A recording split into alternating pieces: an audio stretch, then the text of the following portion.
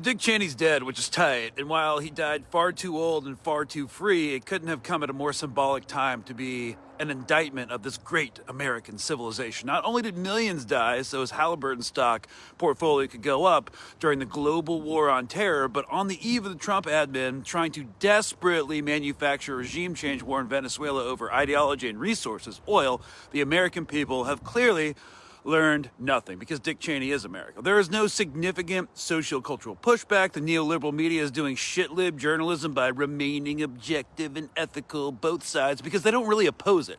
And neither does the Democratic Party. Iraq, Afghanistan were bipartisan wars. Dick Cheney was not an outlier to U.S. imperium or capitalism. People like him and Kissinger are America. They are egregious, and because they are egregious, they allow politicians and donors a decade later to either disavow them, whitewash their legacy, and thereby their own legacies, all the while they supported him at the time to the hilt. And Americans across the political spectrum almost universally accept that Iraq was an ill-advised, unjust, strictly for-profit war, and Cheney was the primary architect with his cabal of neocon D-bags. Pretty instructive, I think, that the Kamala Harris campaign last year kept bragging about Dick Cheney's endorsement. It was deeply obscene because Dick Cheney was a depraved war criminal whose image should not be rehabilitated. But Harris is also a Zionist who supports Israel's ongoing and unceasing genocidal campaign in Gaza. And enlightened liberals were able to overlook that because deep down everybody knows that Dick Cheney is America and America is Dick Cheney. This is what we are.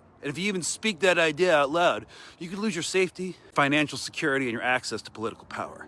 Remember that as the Nobel Peace Prize was just given to Maria Corina Machado in order to whitewash her calls to Netanyahu and Trump to devastate her people in a Libya operation in order to install her into power so that she can then sell off her country to Western capitalists. Because America is Dick Cheney and Hillary Clinton and Barack Obama and Donald Rumsfeld and Genocide Joe and Henry Kissinger and Donald Trump. From a certain philosophical point of view, I posit the question, in what way is Dick Cheney actually dead?